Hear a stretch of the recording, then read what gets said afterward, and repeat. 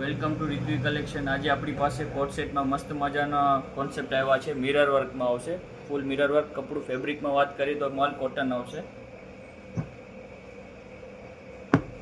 અને સાઇઝ રહેશે M થી XXL। બહુ મસ્ત મજાનું કોન્સેપ્ટ છે અને ડેલી વેરમાં પણ તમારે યુઝ કરવો હોય તો બહુ કમ્ફર્ટેબલ ફેબ્રિક છે। કપડાની ફૂલ ગેરંટી આવશે।